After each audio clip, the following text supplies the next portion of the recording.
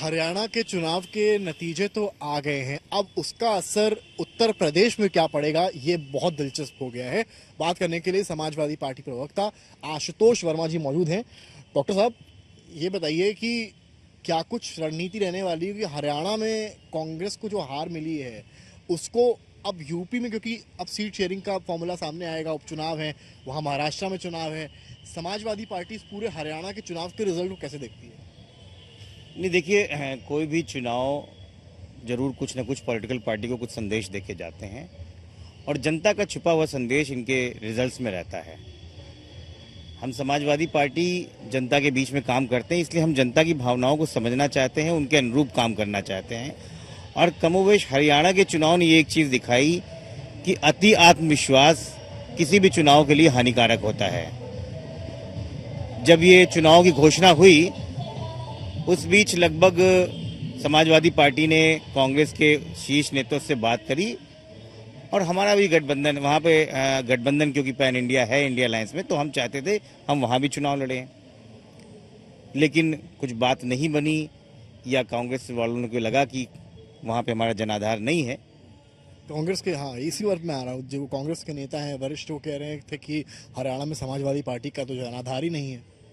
नहीं, अब ये गलत फहमी है कि अगर देश की सबसे बड़ी पार्टी, तीसरी सबसे बड़ी पार्टी और इस उत्तर प्रदेश में 4 बार सरकार बनाने वाली अगर ये कहे कि हमारे सटे हुए राज्यों में हमारा जनाधार नहीं है, तो वो उनकी गलत फहमी। यही मैं कह रहा हूँ, जनता की जो भावनाएं हैं उसको कांग्रेस पार्टी को समझना चाहिए, क्योंकि बार बार यही कहना, मध्य प्रदेश में भी आपने यही कहा, हमने वहाँ भी कर रखा कि कोई बात नहीं है, आप यहाँ भी यहाँ कर रहे हैं, लेकिन जब बात उत्तर प्रदेश की आती है तो आप कहते हैं कि हम गठबंधन में हैं, हम इंडिया अलायंस। 5 सीट का प्रस्ताव भेजा। यही मैं कहता हूँ ना, किस बात की 5 सीटें? उत्तर प्रदेश के लोकसभा चुनाव में हमने 62 सीटों पे चुनाव लड़ा, हम उसमें से 37 सीटें जीते, हमारा परसेंटेज लगभग 60% के आसपास रहा। हमने कांग्रेस पार्टी को दिया 17 सीटें, वो जीते 6, वो 35% रहे। एक तृणमूल कांग्रेस को वो जीत नहीं पाए। अब आप 2022 में चले जाइए, जिन 10 सीटों पे उपचुनाव हो रहा है, कांग्रेस पार्टी का कोई भी नेता हमको बता दे कि अगर वो दूसरी सीट पे रहे हों या उसको वो जीत गए हों या पहले पावदान, दूसरे पावदान, तीसरे पावदान कहीं भी रहे हों तो हमसे सीट मांग लें। लेकिन आपकी लड़ाई चौथे और 5वें पायदान की रही है। तब क्या समाजवादी पार्टी के जो कार्यकर्ता हैं, जो विधानसभा के लीडर्स हैं, जिन्होंने छोटी छोटी बातें करके जनता के साथ जुड़ाव किया है, क्या उनके सपनों को तोड़ना और उनको चुनाव ना लड़ने देना ये किसी भी कार्यकर्ता के लिए बड़ा कष्टदायी होता है। हरियाणा की आप अगर बात करेंगे तो पार्टी, क्या कहें, शब्द ओवर कॉन्फिडेंस, अहंकार, क्योंकि लगातार वो कह रहे थे हम जीत रहे हैं। हालांकि एग्जिट पोल्स भी सामने जो आए वो गलत निकले। क्योंकि वो आकलन किस तरह से करते हैं, क्योंकि पहले कहना कि ओवर कॉन्फिडेंस, जीत ही रहे हैं, हम सीट भी किसी क्षेत्रीय दल को नहीं देंगे, खुद पूरा चुनाव लड़ेंगे।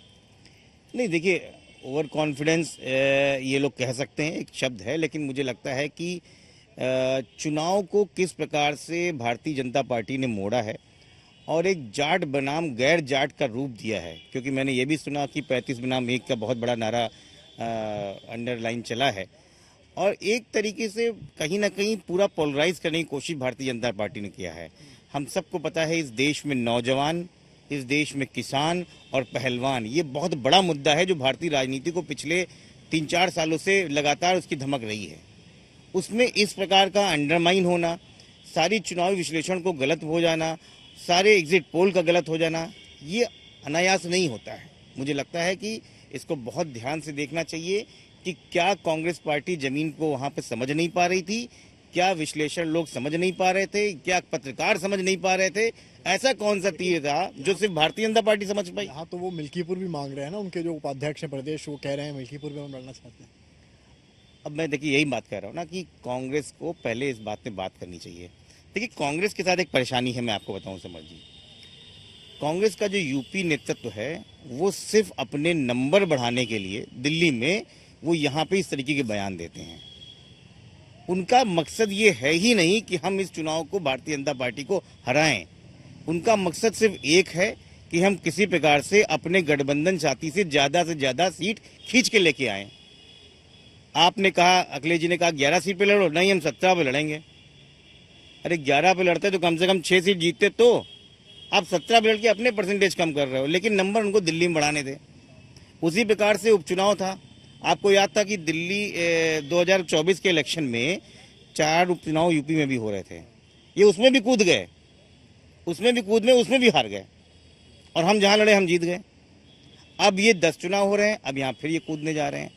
हमको कोई भी राजनीतिक पंडित, कोई भी राजनीतिक जो थोड़ी सी भी समझ सकता है, वो हमको कोई एक वजह बता दे कि कांग्रेस को फला सीट पर लड़ना चाहिए, हम वो सीट सहर्ष दे देंगे।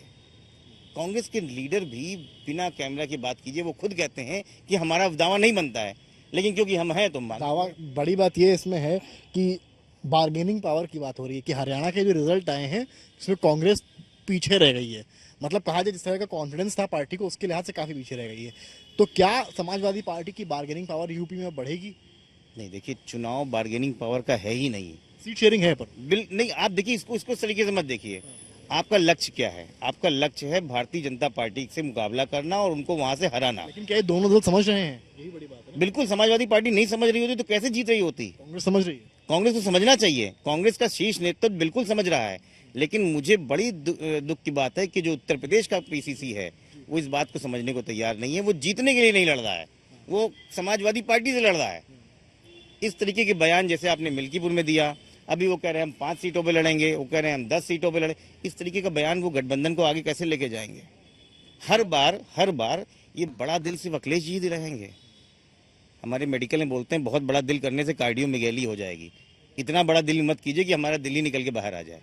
तो कांग्रेस को भी समझना चाहिए, इस तरह की बात नहीं करना। मेरा एक आखिरी सवाल आपसे, कम शब्दों में, हार का मुख्य कारण कांग्रेस के लिए हरियाणा में? क्षेत्रीय दल को दरकिनार करना और जनता की भावनाओं के साथ ना खड़ा होना। बहुत शुक्रिया बात करने के लिए। हमारे साथ डॉक्टर आशुतोष वर्मा समाजवादी पार्टी प्रवक्ता हैं और साफ कह रहे हैं क्षेत्रीय दल को दरकिनार करना कांग्रेस पार्टी को हरियाणा में भारी पड़ा है। कैमरामैन गौरव के साथ समाज श्रीवास्तव, लखनऊ, आज तक।